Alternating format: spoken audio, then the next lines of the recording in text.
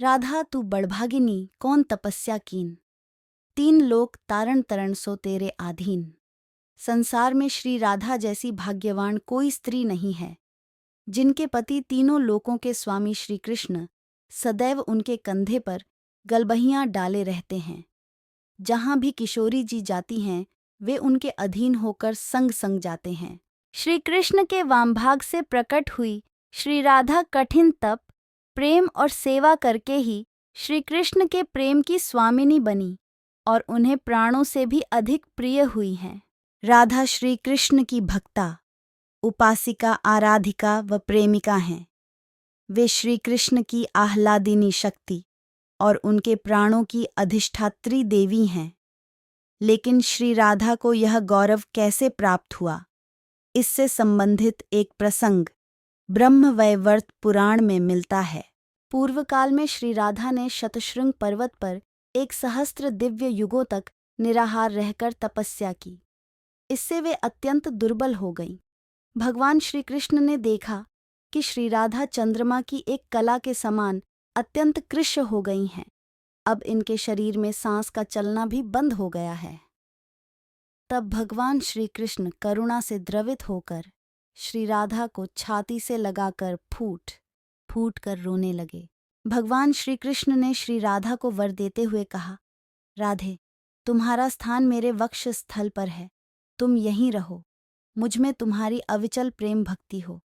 सौभाग्य, मान, प्रेम, गौरव की दृष्टि से तुम मेरे लिए सबसे श्रेष्ठ और सर्वाधिक प्रियतमा बनी रहो। संसार की समस्त युवतियों में तुम्हारा सबसे ऊंचा स्थान है। तुम सबसे अधिक महत्व व गौरव प्राप्त करो। मैं सदा तुम्हारे गुण गाऊंगा, पूजा करूंगा। तुम सदा मुझे अपने अधीन समझो। मैं तुम्हारी प्रत्येक आज्ञा का पालन करने के लिए बाध्य रहूंगा। आगे भगवान श्री कृष्ण कहते, जैसे आभूषण शरीर की शोभा है, उसी प्रकार तुम मेरी शोभा हो। राधा के बिना मैं नित्य ही शोभाहीन, केवल निरा कृष्ण, काला कलूटा रहता हूँ। पर राधा का संग मिलते ही सुशोभित होकर श्री सहित कृष्ण अर्थात श्री कृष्ण बन जाता हूँ। राधा के बिना मैं क्रियाहीन और शक्तिशून्य रहता हूँ, पर राधा का संग मिलते ही वह मुझे क्रियाशील, लीलापरायण, परम चंचल और महान शक्तिशाली बना देता है। जहाँ भी कृष्ण के साथ श्री का प्रयोग होता है, वहाँ श्री राधा विद्यमान रहती हैं। श्री शब्द श्री राधा को ही व्यक्त करता है। श्री कृष्ण पूर्ण ब्रह्म हैं। राधा ब्रह्म का प्रकाश मंडल है। कृष्ण ब्रह्मांड रचयिता है, तो राधा उनकी ऊर्जा है। राधा कृष्ण रूप में ही समस्त ब्रह्मांड व्याप्त हो रहा है। श्री राधा भगवान श्री कृष्ण की आत्मा है। उन्हीं के साथ रमण करने से उनका नाम आत्माराम है। भगवान श्री कृष्ण कहते हैं, श्री राधा मेरी परम आत्मा है, मेरा जीवन है। श्री राधा से ही प्रेम प्राप्त करके मैं उस प्रेम को अपने प्रेमी भक्तों में बांटता हूँ। श्री राधा मुझे इतनी अधिक प्रिय है कि राधा से भी लगता मुझको अधिक मधुर प्रिय राधा नाम। राधा शब्द कान पड़ते ही खिल उठती ही कली तमाम। नारायण, शिव, ब्रह्मा, लक्ष्मी, दुर्गा, वाणी मेरे रूप। प्राण समान सभी प्रिय मेरे, सबका मुझ में भाव अनूप। पर राधा प्राणाधिक मेरी अतिशय, प्रिय प्रियजन सिरमौर। राधा सा कोई न कहीं है, मेरा प्राणाधिक प्रिय और। अन्य सभी ये देव देवियां बसते हैं नित्य मेरे पास।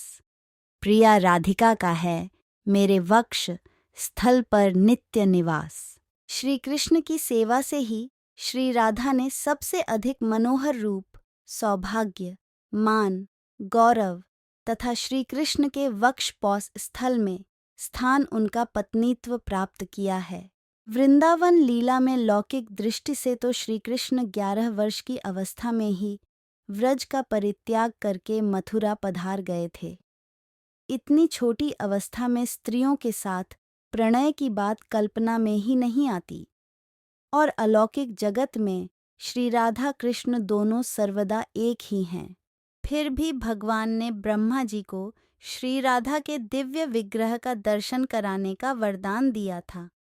उसकी पूर्ति के लिए उन्होंने ब्रह्मा जी को एकांत वन में श्री राधा के दर्शन कराए और वहीं ब्रह्मा जी के द्वारा रसराज कृष्ण और महाभाव रूपी राधा की विवाह लीला भी संपन्न हुई।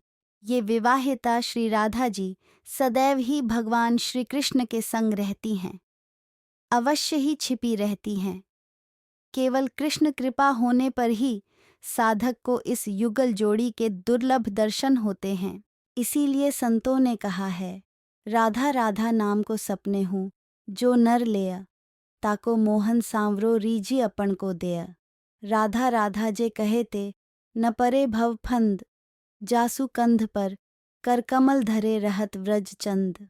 हे नवनागरी किशोरी श्री राधे, आप रूप और गुणों की खान हैं, सब सुखों की निधि हैं, आपकी जय हो।